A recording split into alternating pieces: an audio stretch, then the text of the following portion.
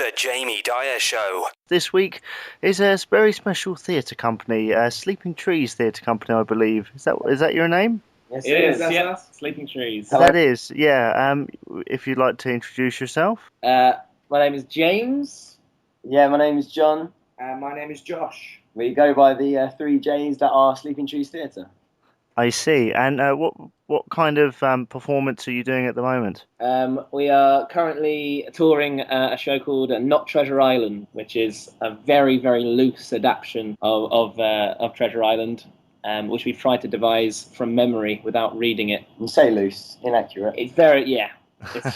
It's not an accurate retelling at all, but that's kind of the point of it. And I guess when there's only three of you, are you using props or anything like that, or is it just the three of you on stage? No, it's just the three of us. We make everything using just our bodies and our voices and sound effects we can muster. Yeah, it makes it slightly more difficult, but hopefully adds to the feel of our. We've been told that we're like theatre for poor people, so I guess like students are very much welcome here. Yeah, the idea is that the audience use their imaginations, as they would when they're reading a book, because they have to imagine these great sort of landscapes and things, because we don't use any scenery or props or lighting or anything. Yeah, I mean, how long does it take to come up with something like that? It must take a lot of imagination and a lot of time to come up with such an interesting concept. Yeah, I think it's the way it's made. It sort of improves as we perform it, because we sort of throw it together in a way that sort of it's quite loose in both sense of the term. So like, yeah, if we make mistakes, we sort of capitalise on them. So when we actually make the show, it's quite bare compared to what it can be when it goes on tour. Yeah. We sort of lock ourselves in a room for a couple of weeks and write the show as we're happy with it, but it doesn't necessarily stop there. If we come up with ideas on the road, for lack of a better word. Like, for example, we're eating lunch with a beer or something, and then we'll just crack out a joke on that dusty road. On that dusty road, that is a restaurant, the Road Restaurant. It's not called that. Drive-through. It's right, the drive-through. Yeah. I was going to ask you actually, have you performed at any festivals or anything like that, or is it a new thing, or is it something that's developed over time? We've performed at a few festivals with this particular show. We started it off at Brighton Fringe. Yeah. That was the first time we did it completely. It was the first showing. Yes, yeah. We did our first showing of it. Our first showing of it is our mates run a comedy night in the Cavendish Arms in Stockwell near Brixton.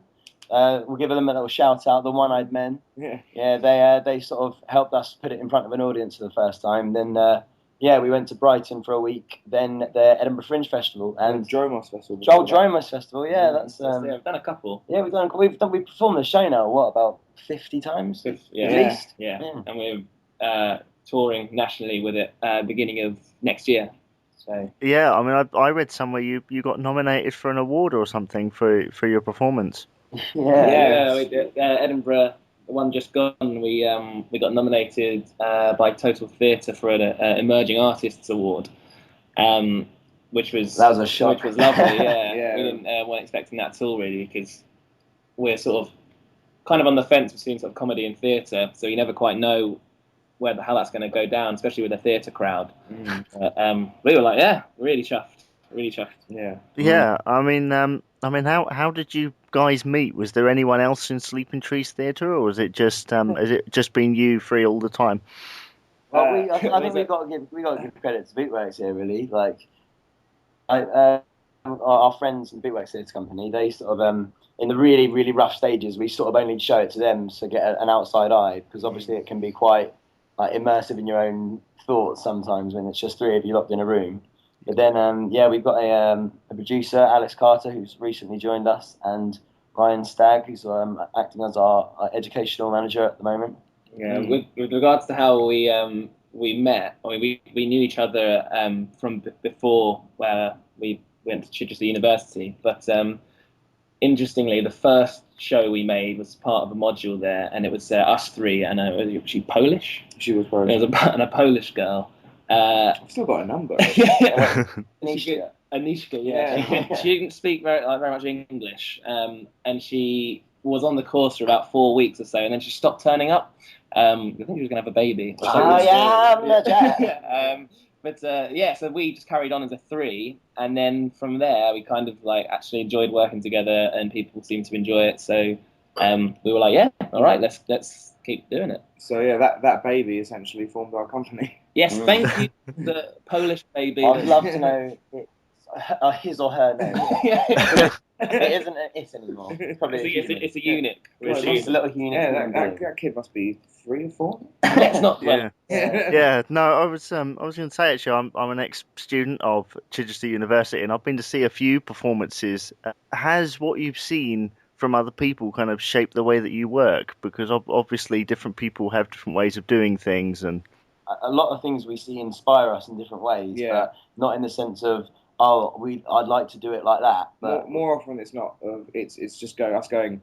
God, I wish we'd thought of that. And then we go, right, that's off the table now. We have to think of something else. Yeah. I mean, in terms of some companies we've seen that have inspired us to go and make what we do, there's a company called Spy Monkey. We first saw them going for ages. Yeah, and they really sort of pushed us in the direction that we wanted to go in, just from seeing their work. Who else? Dr. Brown is another guy. He's really worth checking out if you ever get a chance to. Yeah, recently won the Foster's Comedy Award and the Total Theatre Award for innovation. Yeah, so the category that a different one to the one we were nominated for. He actually stepped the game up and won it. So amazing. But I can't remember what I'm saying now. What was the question? What we've seen. I don't even know what the question was, to be honest. We're all good. We just sit here in silence. Yeah, that'd be great. Dead air. That's what I was going to say. Is that because of the nature of the work, we don't have any props or lighting or anything like that. It's kind of quite difficult for us to go see something and go, oh, we'll nick that, or that's quite good, because we can't. We don't have a prop. So we've just got to do it ourselves. But that kind of it adds to the challenge of making the work, and I think a lot of people, it's more memorable, I think. I think it's like the style of the work we create. We just love it because we love how working off and the relationship with the crowd that we form. That's what I love about it. So. It's also extremely easy to carry everything around because we don't have anything. Yeah. So we'll fit in the back of John's little car and shoot off and do a gig. Yeah, it works out if you're lazy and you like to have a laugh. I mean, have you ever been in a situation where the audience aren't sort of feeling what you're doing? At the Fringe this year, we did 23 shows in a row with one day off in the middle. I'd estimate about, out of those 23, there was probably about five or six of the shows where you get an audience that come in and they're just a bit more reserved. A bit more reserved, or they're sometimes you need a person to start really laughing without any inhibitions, and then that sort of triggers everyone else to sort of go, oh, this is a relaxing. I think it makes you work harder. It does, doing the show. It makes you want to win them over if you've got that starting little. Best shows we've done have started off looking like they're going to be duds, but. By the end, everyone's loving it. So it can be a bit of a battle sometimes. But I mean, I think more often than not. The key is with it, right? Is that people come, and a lot of people, if they think pantomime or they think musical theatre and stuff, they'll come expecting a spectacle, like a show. Yeah. They come in, they see us in our shorts and our pants. I don't know. Do you know what I mean? I always wore trousers. Yeah, I always wore trousers. No one was in pants. I was in pants. Yeah, he was probably once, but you get the point. People come in, they're like, "Oh, is this it?" And then they go away thinking, "Well, I'm glad it was just that." Yeah. So they seem to people are self-consciously hard to win over. Yeah. I have seen a couple of videos that you've got on YouTube of the show, and it did kind of come across to me that you spend a lot of the time speaking what would be known as pirate. Does that take a lot of rehearsal to do that? No, it just happened. It takes a lot of smoking. Yeah, I think we like to, because we've written 2 shows now, and we've got a total of 40 to 50 characters. So I think we're used to just trying to outdo a voice that we haven't heard before. A lot of the time, when it's a specific character like that, like a pirate, we can't actually really do the voices or accents very well, but we just do them anyway because we have to. Yeah. So it makes it a bit different. It all takes a lot of rehearsal. Otherwise we sort of pride ourselves on the show being tight, to be honest. To be honest with you, for us, that's quite an easy element. Whereas we've been doing this, we've been working with this amazing writer, Matt Orton. And he's written a TV sort of web series for us that we've filmed and we star in. And that was actually a really tough challenge for us because it's much more stripped down. You have to be very humane and normal, and I found that quite a big challenge compared to just being really stupid with a big face and a crazy voice. Yeah, I mean, in your current production, not Treasure Island, you mentioned you have over 50 characters. Is that in that particular production, or is that spread over? The 2 shows that we've had, we've got about that many characters. In Not Treasure Island, I think it's 28, 29 characters in it. Wow, how do you distinguish between each one? That's the challenge. Yeah, I think that's what locking yourself in a room is like. Where you spent We've still got old recordings of the show with the characters had ridiculous voices that we instantly cut. Yeah. So we're just trying something out. We probably come up with more characters than we'll ever use. You know what I mean? I can see that. It must be a big challenge because people find it difficult just with props and sets and everything. But I suppose you're one of those people that they could just book at the last minute because you can just go in and do the show. In any space, we did a show once. We got asked to do a show for a party, and they said it was in a London curry house, and we assumed it would be this curry house on top, and downstairs a little basement with a stage and stuff. We turn up. Bear in mind this is Old Street, Brick